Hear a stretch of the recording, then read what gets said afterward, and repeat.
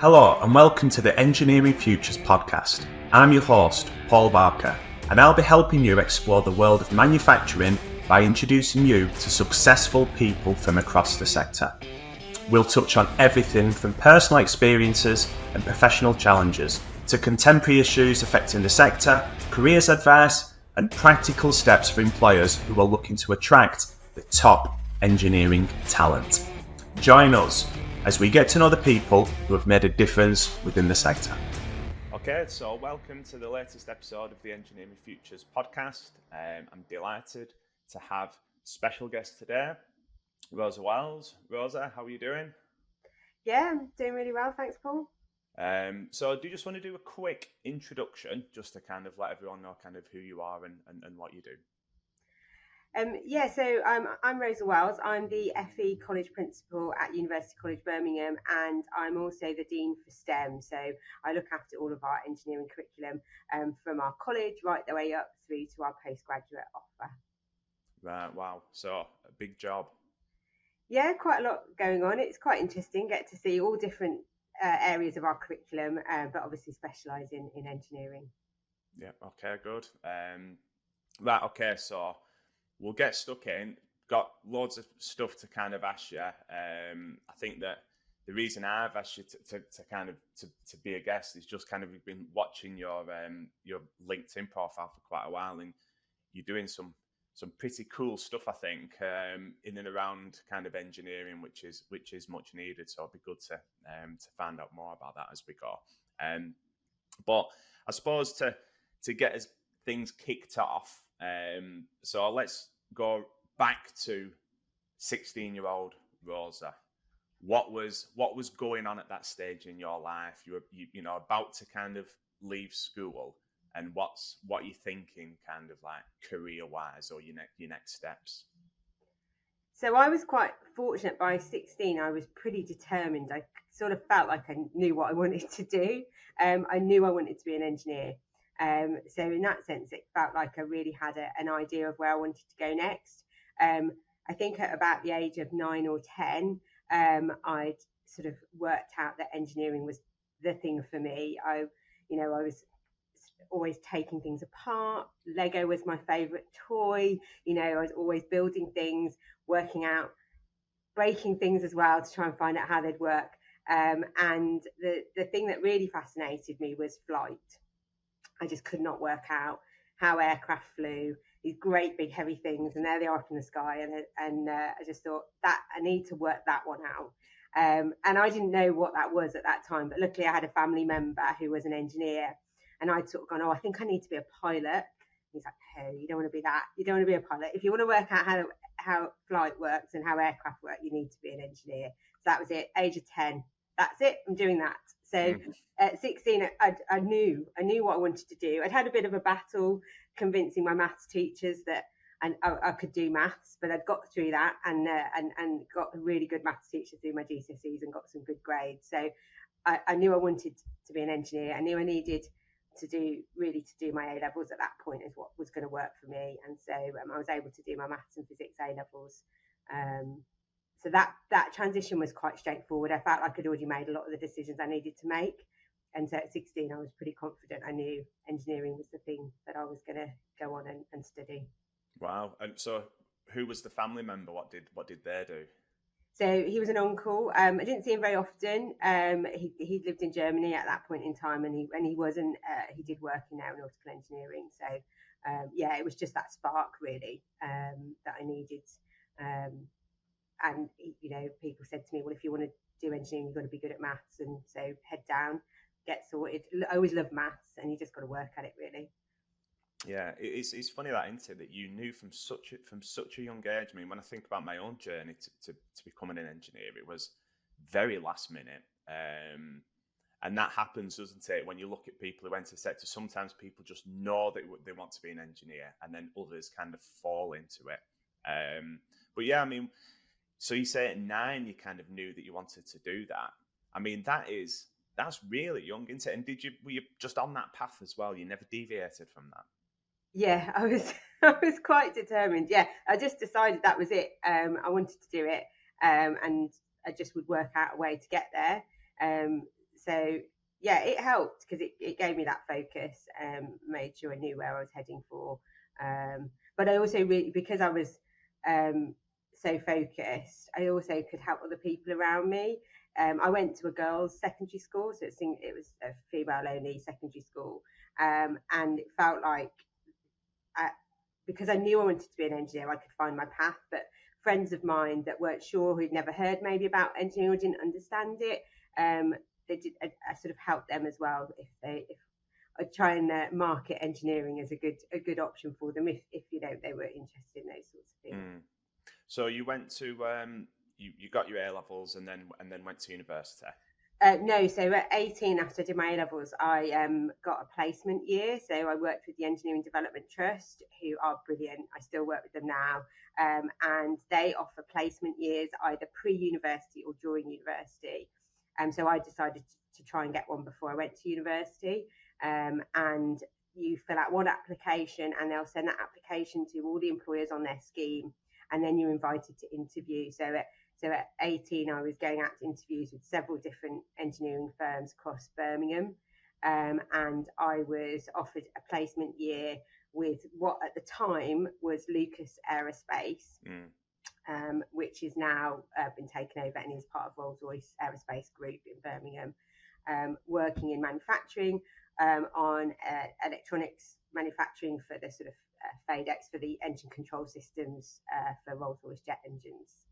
So I spent a year working in manufacturing before going to university. Wow! And what was that year like? It was really good. I'm so pleased I did it. I remember when I sort of decided to do it, someone did say to me, "Oh, you won't cope in engineering. Come from an all-girls school, and you're going into manufacturing. It's going to be tough. You sure you're going to cope?" Again, and sort of kind of go, "Well, yeah, I'll cope." Yeah. But it was a shock to the system. It was different. You do have to muck in. Some of the environment, it can be it's obviously fast paced. Some of the language isn't what I was used to. Yeah. But at the same time, I think I was lucky that I went for electronics, because actually it was a good mix on the manufacturing line of some really so a good mix of genders actually on the manufacturing line, because electronics is quite adaptable, and it was really such a family. It was one of those old sort of well-established Birmingham companies, and it felt like a bit of a family. A lot of people have, that generations had worked there, and so once you got to know people, it was actually really supportive. It's just that initial step in and getting used to a different way of working. Yeah, which is a shock, and yeah, I can imagine as a young female coming into that environment as well. How did you find that? Yeah, it wasn't. So luckily they took on 4 of us at the same time, and so there was 2 lads, 2 girls. So we sort of had each other as well, all sort of new, all straight out of school. So we had a bit of a group, and the way that the scheme worked is they'd link us up with people doing placements in other companies as well, so we could all sort of meet up and support each other. So it wasn't too bad. I think you're always thinking, how do I present myself? How do I make sure I'm taken seriously? Young and a sort of girl in quite a male-dominated field. But there were others around me. There were other female engineers. I had a graduate working alongside me, a new graduate. She was a female manufacturing engineer, so she helped me as well. So yeah, it felt okay. I didn't ever feel kind of isolated or different, really. Aside from that first transition of getting into the world of work, it didn't occur to me really that being a female engineer in that space was going to be difficult. Yeah, anything unusual. That's really positive then. Yeah. So then, following that, university. Yes, yeah. So really lucky that because of that year, they sponsored me through my university degree. So they paid for my fees. They let me pick my university. They let me go away, which is something I wanted to do. I sort of wanted to go away and have that university experience. So I went to Manchester and studied aerospace engineering. And then I'd go back every summer, and they'd give me a project back in Birmingham, so I could go back into the workplace, and because the nature of the summer period, they'd give me a project to work on that I could do, and then hand back at the end, and then go back to university. Wow, best of both worlds there then. Yeah, so yeah, exactly. So you sort of bring a lot of that to your studies, don't you? Because you've seen some of it, you see how it works, but then you can also enjoy that time away as well and get that real university. Yeah. And you don't really see that now, do you? I suppose with like degree apprenticeships, a company would probably do that rather than actually support a full-time student. But I think there's a lot about university that's actually be going and living there, isn't it? And living that student life. Yeah, I mean, I think it was perfect for me, and I think it would be nice to have that as an option still. Like you say, degree apprenticeships are a brilliant opportunity. Great to help people develop, and both academically and through the world of work. But I think there is something for some people, not everybody. Some people want that that first step away, that independence, or trying a new city, or just trying something different and exploring before you commit. You're going to be working for a long time, so sometimes you want to sort of explore other places before you sort of make that commitment. So then, following that, you went back into Lucas full time. So during my degree, I went and spent some time in France. So I managed to go and work at the University of Poitiers. So I did some research as part of my placement. Lucas were quite happy for me to do that. And then, so I did a master's. I did an MEng. So it was 4 years with a placement in France. And when I got to the end of it, that was when I had that crossroads point. So I'd spent some time working in industry. I'd spent some time doing research. And it was, do I go back to Lucas? I think it was Goodrich by that point. It changed names quite a few times. Do I stay on and continue my studies, which I was enjoying, and do some research, do a PhD, or do something different? At that point in time, the aerospace sector was taking a bit of a dive, as it has one, it'll go up and down, and we know that happens. So aerospace graduate jobs were on the decline. And when I go back to Lucas or Goodrich, I wasn't going to be put on the graduate scheme. I was going to sort of be landed back in. There was talk of putting me on the night shift. I guess I'd become part of the organisation by that point, but I still felt like I wanted to be developed. And I thought if I went back, I maybe would just be sort of, oh, she's useful, she can go and do that. And I wasn't sure what my progression would be there and how I'd feel against recent graduates who were sort of developed through their graduate scheme. So I thought that I discounted that. And during my studies, and comparing what I enjoyed with my studies with what I was doing at work, I liked work, but I didn't love work. I loved studying engineering. I absolutely loved my degree. And I loved working with people and helping them to learn and to understand some of the engineering concepts that they struggled with. And I also really got to enjoy presenting, which was something I was quite scared of to begin with. And so I started to think about teaching. Do I go into university lecturing or research? The research wasn't really appealing to me because it's quite isolated and unlike people. So I just started applying for jobs, teaching jobs, and I got offered a job as an engineering lecturer at Fareham College on South Coast. So I'd been up in Manchester. I'm from Birmingham. I just thought, well, why not? 24, 25, let's give that a go. I knew some people who were living in Southampton, had been to Southampton Uni. They had a spare room in their shared student house. So I just went and thought I'd try it out. So I ended up in Southampton at Fareham College studying engineering, teaching engineering.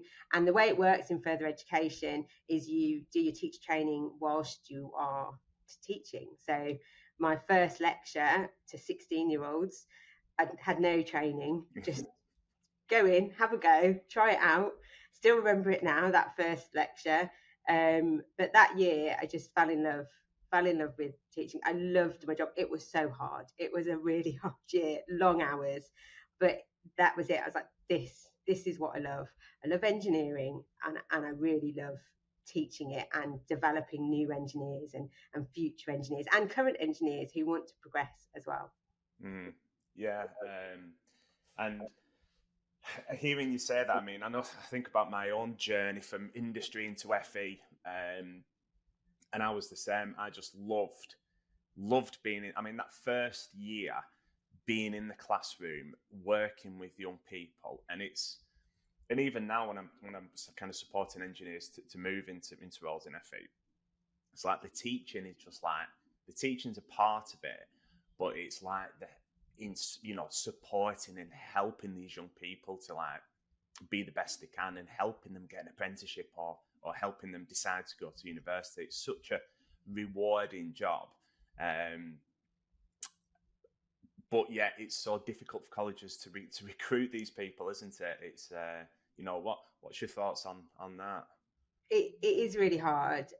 Obviously, engineers are in such high demand in the industry. We know there's big skill shortages, and the commercial sector will pay well. It's balancing that off with what you get differently from delivering and teaching engineering. And like you say, it is that sort of reward. And in further education, it's in my first year I was teaching everyone from 16 up to 50. It's every aspect of engineering, so you get those sort of touch points with different parts of engineering. So I think in terms of attracting people into teaching and further education, it's really about that spark, that love, that wanting to share your knowledge, to develop the engineers of the future, to impact on the engineering sector in a different way. So you're not necessarily filling a skills gap, but you're developing those engineers of the future. And it sort of, they'll come back to you and you see their careers develop and you feel like you've had a part of that.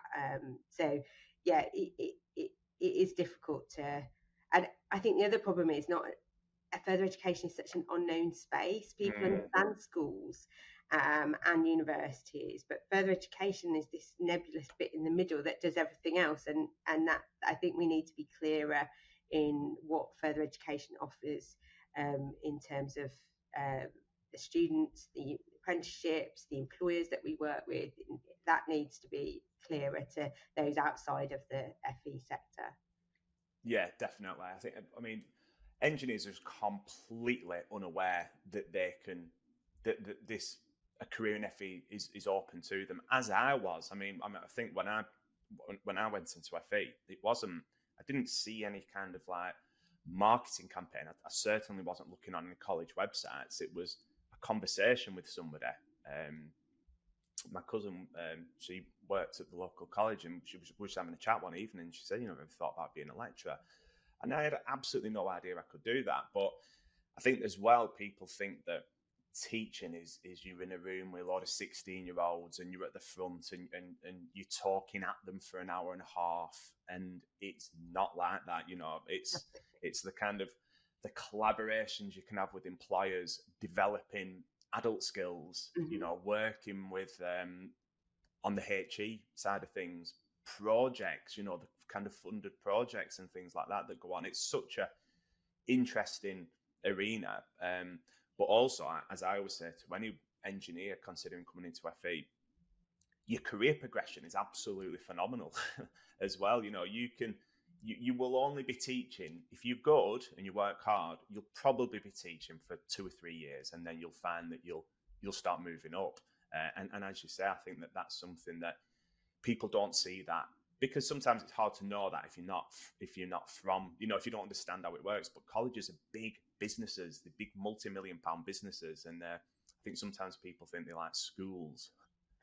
Yeah, and I think that's certainly, within my first couple of years, I was already, I was what called an advanced teaching practitioner. So I was helping other teachers, other lecturers, and thinking about their teaching practice. And like you say, teaching and lecturing in a FE college is so diverse in terms of what we can do in that space. It's really about what the students are doing and less about teaching from the front. It's about what can the students do to develop individually. What are the technical knowledge, skills and behaviours that they need, but more broadly, how do we develop them as individuals so that they can be successful in life? So there's loads of opportunities to think differently and be innovative. And then, as you say, I've progressed up through to FE principal. I've been in various roles. I've done sort of the teaching quality side of things, enhancing teaching and learning. I've done employer engagement. I've managed apprenticeships.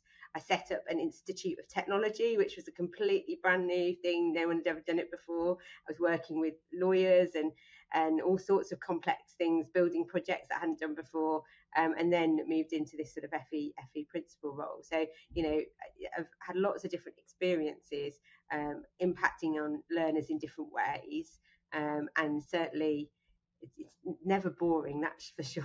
No, definitely never boring. I mean, it's.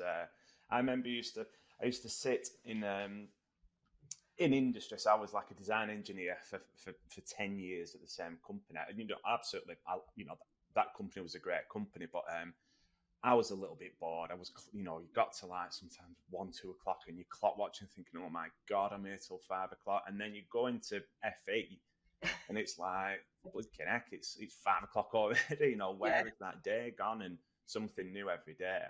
Yeah. It's great. I'm just working with students and young people is always entertaining. Yeah, and it's also been really flexible for me as well. So, I've got 2 teenage daughters now, but when they were little, I was able to take time out.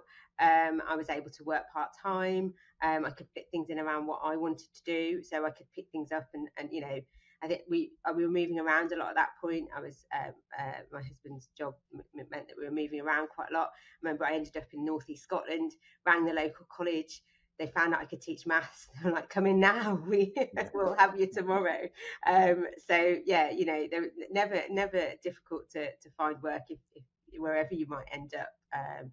Teaching engineering, teaching maths. There's often a need. So you can slot into most colleges. But a lot of work to be done on that, and I think that it's the challenges of staff recruitment because colleges are so integral to the development of skills, development of workforces, the creation of entry level talent. You really need the right people as well. It's not just any old engineer can't do this. It's got to be the right people. But it's a challenge, especially when you look at some of the amazing things that's been happening in FE recently with the kind of, like say, the IoTs, and there's a lot of funding that's gone in for lots of new equipment. Really, we need the people to come and who can use that equipment and to pass that on to the next generation. Yeah, I mean, I think that's the other thing is it's always worth going to see your local college, even if you're not sure about teaching, if you can do guest lectures or come and offer something to the students. And I think most people will be surprised at how well kitted out their local FE college is, and whether that's through the Institute of Technology or through local skills improvement funding. There's been a lot of capital investment. And the challenge then is, as you say, to find the staff that can use that well and embed it into the curriculum. So the Institutes of Technology have come together to try and improve that situation by working in partnership and collaboration. So Institutes of Technology are regional partnerships between colleges, universities and employers, so that the curriculum is employer informed, but also we think differently about how we might work together. So sometimes colleges and universities might compete for students, but actually, when I'm talking about engineering, I'm like, we just need to grow the number of engineers. So why don't we work together to do that rather than competing for the same learners that we're going to do engineering anyway? We need to open the doors a bit more and get more people in. So in Birmingham, in our Institute of Technology, we've got 3 further education colleges, 4 universities, and then several employers from across engineering. And so one of the things we're doing to help with our attracting lecturers in or supporting our lecturers to develop as well is we're trying to create this community in the middle of Birmingham. We've got a hub got a building which is a learning factory with an Industry 4 learning factory, but we're trying to bring people into that hub that can help each other to develop. So, for example, we've got undergraduate and postgraduate students in there learning how to use the equipment and then teaching students how to use that, and also working with our lecturers. So we're kind of creating this community of innovation, those that are really passionate about new technologies, and helping them pass that knowledge on to whether that's students, apprentices or lecturers, so that we can continue to develop in that space. We've worked before in FE colleges. I've done it before where I've advertised for postgraduate or undergraduate placement students, but they don't sort of always fit into a college. They'll probably be the only one there, and it just doesn't quite work for them. Whereas this is a space where they can meet, where they can share ideas, where they can help each other to develop and benefit college students as well. So, for example, I know last year BMW apprentices went into that space, and then they bring something completely different. They're working in BMW day in, day out, and they understand what they know, and they've got a lot to offer. But our academic undergraduate students can help them develop in other ways. So bringing those two types of learner together creates a really interesting space for both learners to get something out of it. So it's about being a bit more creative about, where can we find those skills, or where can we find that knowledge? How do we continue to develop? How do we keep pace with the changes in technology? And also, some bits of industry are progressing really quickly, especially large employers are really adopting lots of new technologies, and SMEs are in a completely different space. So, how do we support those different bits of industry and what they need and what skills they've got? So it's thinking about that within a partnership and a collaboration, so we're helping the region, and employers can get the support they need. So I think it's a really nice model for supporting further education colleges and helping with skills, but it's in its early days, only in year 5, so it needs a bit of time to bed in. Yeah, and you're totally right about the kind of the gap potentially between SMEs and your bigger companies. I was at an event last week about digitalization of like supply chains and things like that, which the bigger employers run with. But you can see some of the looks from like the SME, the leaders within the SMEs thinking, wow, sometimes it's a big ask for them when they're busy just trying to, sometimes struggling just to get the day job done. But then I think as well, you've got a bit of a crisis with digital skills. And some people think engineers are like, really good with technology and stuff like that. Whereas sometimes it's the absolute opposite, when it comes to the use of like digital things. Even for myself, I'm not amazing at these things. And I think that colleges are great at that. And, but sometimes employers don't realize what a college can offer them in terms of that kind of upskilling of the workforce. I mean, is that something that you've do you see that from your side of things with your local employers? Who are the ones that are engaging with you? Is it the bigger companies? Is it the smaller companies? And are they kind of open to getting that kind of short upskilling training?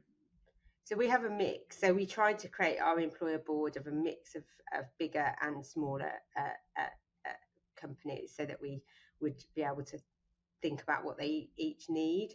But what we did, and we did some research before we started out, and a lot of people understand the sort of A-level equivalent, sort of maybe, which is level 3 technician. So you've got your technician role, and that's reasonably well understood in the sector. It's reasonably well brought into by manufacturing as something that they need. They need those technicians. And then you have graduate, so you have your graduate recruitment. And so that you've got those two areas in engineering. They're reasonably well understood and quite well invested in. But it's what happens in the middle. So what we struggle with in this country is, we call it the missing middle. Level 4, level 5, so year 1, year 2 of university, HNC, HND, that is misunderstood in terms of what can that offer a business. What happens if you don't allow these technicians to progress into more advanced technicians, and when you don't invest in their development. And some companies are brilliant at this, and they have a really clear progression route, but that's where we miss out. And especially even in our full-time offer, learners will go from their BTEC or their T level to university, but we're very rarely look at level 4-5 as an opportunity for them. And that's the space where the real skills gaps exist. So whether that's CNC operation, as you say, automation, programming, those skills that are not quite at the graduate level, but a bit more advanced than technician. And that's where all the gaps are. And employers end up just paying, so CNC machinists, they'll just pay more than the person down the road, and there's that person's doing really well because they're just moving around jobs and getting paid more and more. And part of what we talk to employers about is about working together to invest in skills. So something I've done in construction with construction consultants, where they're developing civil engineers, building services engineers, is we got a group of them got together to say this is a skills gap for us, and it was at that advanced technician level, and also the technician level, and they were just fighting over the same people. So they sat down and said, right, this is what we need colleges to do for us. This is the course we need. This is what the apprenticeship needs to look like. We're going to have one in Birmingham, one in Leeds, one in London, and we're going to commit to bringing 20 learners a year to you. And then we could develop an offer that met all of their needs, and they then were no longer having to compete to fill those skills gaps because they were investing in young people and helping them to develop. So there's a bit of that, and I think particularly with SMEs, they will often say that FE colleges are not agile. We're not responsive. We don't listen to them. But when they come to us and say, I've got this one job vacancy I can't fill, and can you put a course on in this really specialist thing for this one person? Well, we just can't. So we need SMEs to come together to agree on what their common skills gaps are, so that we can develop programs that will support them and help them to invest. And the benefit of the Institute of Technology is that can be at different levels. So we've done things like had a student create a digital twin for an SME. So they've got the knowledge, they know how to create a digital twin. Now their factory is not digitalized, but you can create their space within a digital space, and then they can start trying things out, moving things around in this digital twin and looking at how they can optimize the workflow. And so sometimes it's about opening things up and creating opportunity, and then they might invest so that's at the graduate level, but then they go, right, well actually we need some technicians here to help us with another aspect of the business. So I think having the complete offer in terms of skills development, innovation, what employers need, that really helps them to keep engaged, because it gets frustrating when you're trying to ask for things and, like you say, you haven't got a lot of time, you're just trying to keep the doors open. So we just need to make things easier for SMEs to be able to find a single point of contact and get lots of access to different support. Yeah, I think you're right about sometimes SMEs don't understand the FE model as well. And I think that's been one of the findings from the LSIPs that comes out about wanting short modular training. And I think I get it, but really you need to understand that your specific needs, an SME might have that specific need for training, but like I say, if it's only like kind of 2s and 3s, then a college can't jump on that and put on a bespoke training course for that. It's very difficult. So what, do you sometimes find that there is a lack of awareness sometimes? Like you say, I think employers understand level 3 entry route for apprenticeship. Mm-hmm. Some of them understand graduates, but I think there's a whole other, you can onboard talent. Look at adults, adults that come. I used to teach level evening CAD, level 1 city parametric modeling, mm-hmm. and there was like 15 adults in this room, and I thought, wow, these are like working, but on an evening they come in here because they want to learn this and they're enjoying it, and naturally they're quite good at it. That's a talent pool there. That's a talent pool of willing people that you could bring in as like a trainee design engineer or whatever. And that'd be free. You know, what you'd have to do is just kind of like link in with your local college or like people. There's so many good people that re-engage with education or are involved in education. But I think employers miss a trick with that and that's why creating those links with colleges is so important. Not just to develop your workforce, but also to access talent. Yeah, and it's really interesting to see the adults that come through the FE colleges and what they want to do, and they suddenly see things differently, as you say. So they may have struggled at school, they may have thought they're not very academic, but part of that is their outlook. And when they really want to take things seriously, maybe they've got a family and they know they need to really find a career that's going to work for them. Things will change. You'll see that switch flip. I've taught mathematics to a lot of adults who thought they couldn't do maths, and then they find actually they didn't know why they made out that it was so hard, but it was just because of where they were at that point in their life. There's a student I worked with, and he was an electrician, a very good electrician and successful in that role, but he was determined to move into a more professional career. He couldn't see himself being an electrician for the rest of his life, and he had a young family. So we worked with him, and he did a HNC and a HND with us full time. And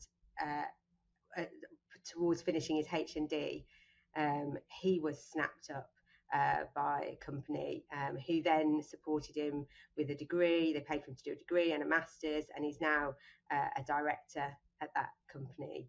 And he was struggling to get anywhere. He came in to speak to me at the college, and he couldn't see a way out of being an electrician.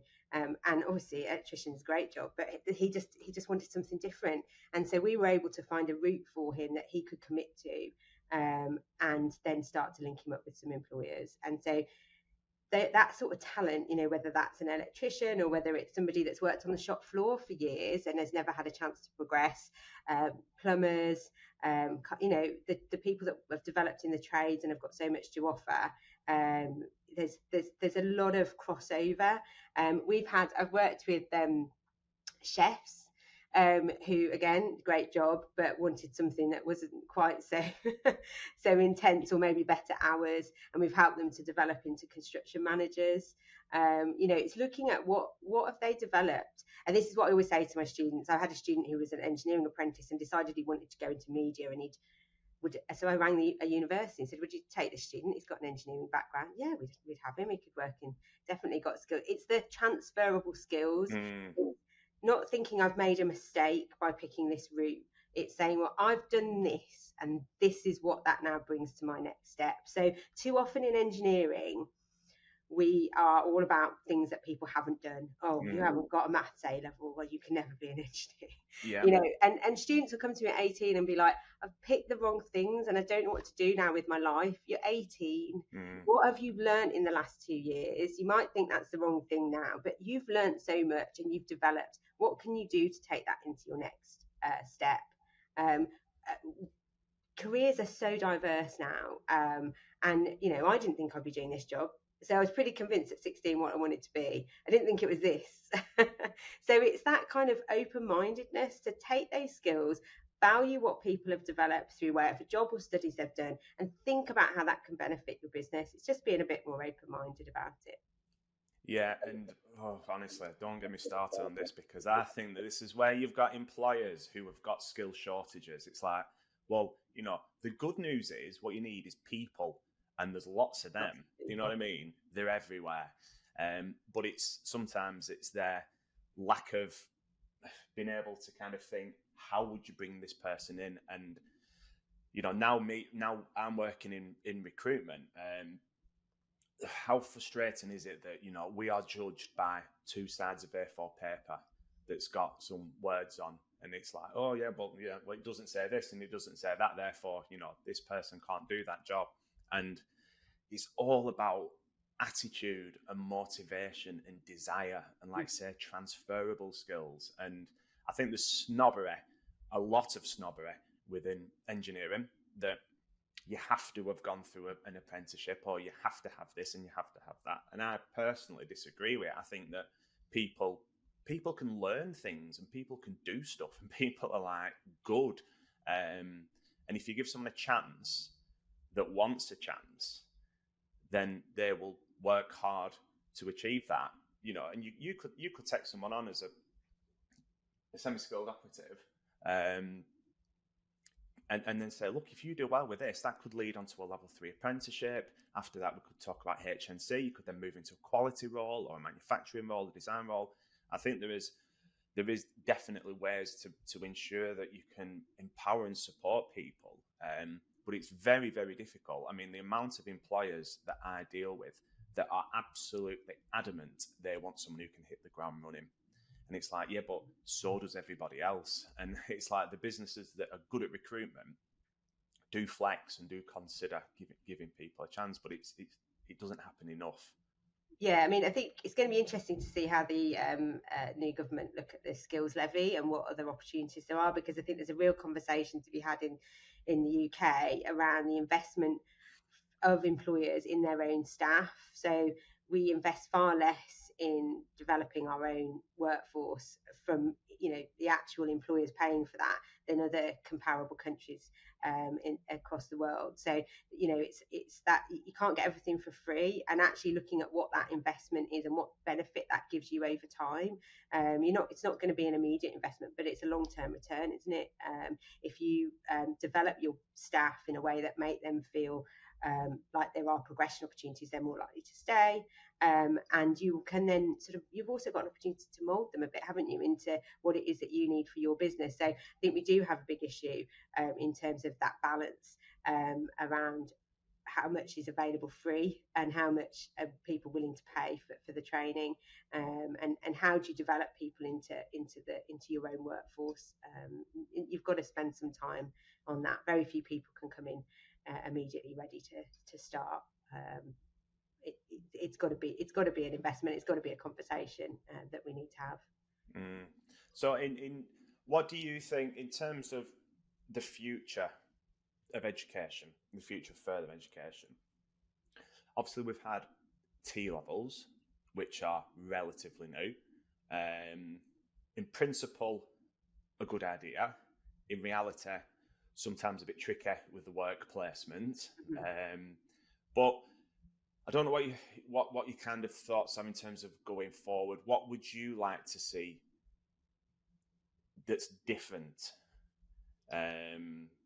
around education, or even what's going on in secondary, to enable more people to kind of thrive and come out work ready? Because I think sometimes that's missing as well, that we're good at putting people through qualifications, not always good at getting them work ready. Yeah, so there's quite a lot going on in the space. I mean, the current government is putting a real focus and emphasis on early years education, and that is you've got to get that right before, otherwise it's just sticking plasters, isn't it? Because people are leaving school at 16 and their life chances have been decided based on the postcode that they've been born into. So unless you can make a difference in their early years of their development, you're not going to make a big difference as they develop through their schooling.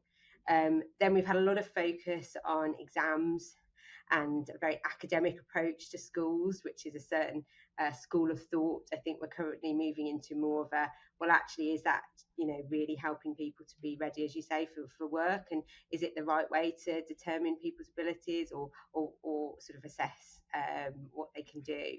So I think do you think it is? Exams, no. Yeah. What's your thought? Well, I'm gonna quiz you on that one, because for me, the thought of putting someone through that level of at 16, that everyone's got to go through that, I think is not right, because a lot of people fall by the wayside and can't go on and get an apprenticeship because they haven't got the magic number, whereas they could be perfect for that job. So I don't know if you're happy to talk about that. What's your thoughts around exams? Yeah, I just find exams bizarre, and it creates so much fear. I do use exams, because I can design courses as well, so my degree courses, and I do use exams as part of my assessment tools in degree programs. But part of what I have to do when I'm teaching learners is get beyond that fear that they have of that exam scenario, and get them to be really confident in that space, and get them to work on their technique, and and I'm designing the exam, so I know what I'm preparing them for. And what they're afraid of is the external assessment they've experienced in the past, where teachers are teaching a huge syllabus, and part of that syllabus is going to be examined in quite an intimidating way. And we see learners coming into FE colleges. I've got engineers, I've got people working in carpentry, I've got hairdressers, I've got people wanting to work in early years with young people, with children. And suddenly you give them a different environment to learn in, and they can be a completely different student. And so you've got to find ways in which to assess learners that are fairly work out what their skills are, or where they are in their studies, and what potential that they've got. And it does need to be a balance. It needs to be a balance of, you've got to have some rigidity, you've got to be confident in the system, there has to be some external assessment, you can't just have teachers assessing everything, but you've equally got to acknowledge that a written exam is not necessarily the best way to judge that. We know that the world of work's changing. You've got AI.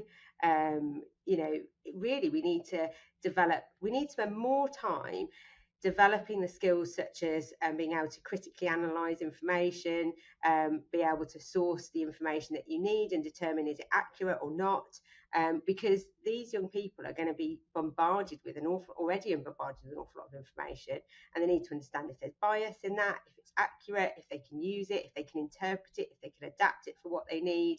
And none of the current schooling system allows us to do that. So it's got to adapt with what work needs, and we know we're doing that with university level studies. We're adapting our assessment to fit what's needed at work. There's more to do, but yeah, I think we need to look. We don't spend enough time on verbal assessment. We're not necessarily assessing, but giving young people the opportunity to talk, voice their opinions, tell us what they think. If you just focus everything on a written assessment, schools are under a lot of pressure, and they have to perform, and that's what they'll focus on and what they're being measured on. And so if you just focus on that written assessment, you don't develop all of the other things that young people need to be able to be successful in life and in work. Yeah, it's not easy, and I think that, like you say, schools they're so focused on results rather than destination, shall we say, and how you support a young person to get into the world of work. But I think for me, I used to say, and obviously you'll say it all the time, but where you've got a young person who fails the GCSEs, and how far back that puts them, when you're talking about going on a level 1 course. For someone who's capable, someone who's it's just not, those exams haven't worked out for whatever reason, but they are capable and intelligent, and then how far back they are, or they might have. We've just had it where a friend of mine, her son had an apprenticeship all lined up, didn't get his GCSE, so that apprenticeship now was just taken away from him. And it just feels very unfair. But I know that's the game, and that's what they have to do. But you think about how a young person's life can be changed, and also how, if you are capable and you've got to go on a level 1 course, you disengage, you find it boring, kind of thing. So it seems a little bit unfair, especially at such a young age, that this can happen to people who, they are a bit young, a bit daft, and it's a bit brutal, really. Yeah, it does. It's a day or a couple of days of exams. It might not go your way, or like you say, you don't at that age necessarily see the importance of it. So it can be difficult. And we know that, as I said before, the postcode you're born into predetermines your chances of passing your maths and English GCSEs, which are so essential. So we've got to do something about that. We can't have that direct link between your background and where you've grown up.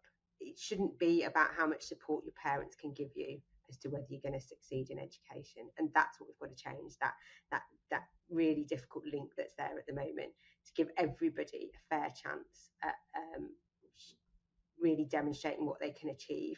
And we know, so universities look at contextualised grading, so contextualised entry points. So a learner from a postcode, which is from what we call a deprived postcode, an area of deprivation, if they enter university with a couple of grades lower than someone from a good, a middle class family or an independent school, they will do as well at university as the person that's come in with a higher grade from a good background.